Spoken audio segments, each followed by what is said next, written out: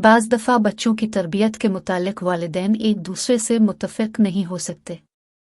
बाप चाहता है कि ज़रा सी शरारत पर भी बच्चों की सरज़निश की जाए, मगर माँ दरगुज़र करना बेहतर समझती है। आमा सख्ती करती है और बाप नरम दिल है। बाप की मर्ज़ी तो यह है कि जब वो थका मांदा घर आए तो किसी किस्म की शोर ना हो, मगर माँ बच्चों को शोर मचाने से नहीं रोकती। वो चाहती है कि बच्चे उछल कूदें और शोर मचाएं।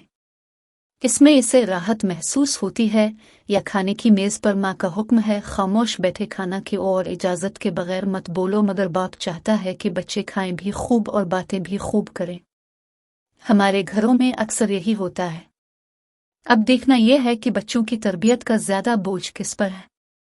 उमूमन बाप के पास तो इतना वक्त नहीं होता कि वो ख़ानदान के लिए रोटी भी कमाए और बच्चों की तरबियत की तरफ भी तवज्जो कर सके। वो दिन भर कारोबार और नौकरी करता है। कुदरती तौर पर वो बच्चों की फितरत, इनकी आदत और अतवार किरदार, उनकी ज़रूरियात को नहीं समझ सकता। इससे बाहर के धंधों से कब फुर्सत है कि जदीद नफ्सियात के उसूलों को पढ़कर उनसे इस्तिफादा कर सके। बाज़ बाप ऐसे भी हैं जो उन जदीद उसूलों को सिर्फ तसने औकात का बाइस ख्याल करते आओ। इनकी मिसाल इस किसान की है जो जदीद आलात ज़राअत से बिल्कुल नावाकिफ़ है।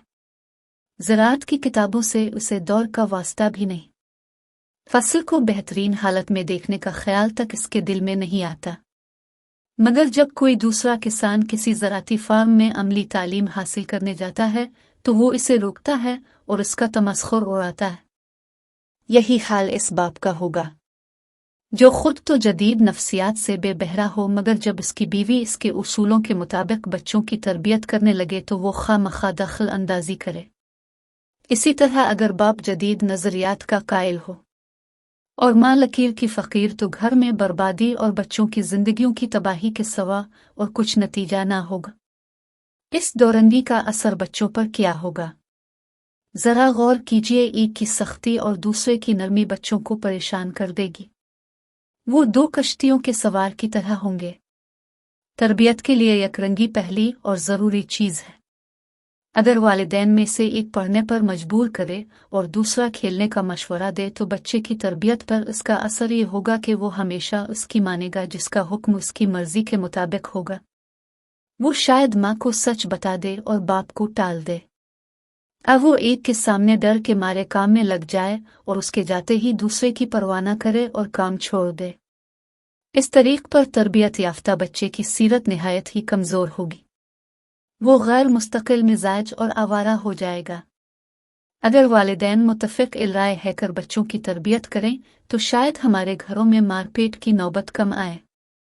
बच्चे कभी हुक्म उदूली की जुर्रत ना करें, क्योंकि उन्हें अच्छी तरह मालूम होगा कि हमारी बेजा हिमायत करने वाला कोई नहीं।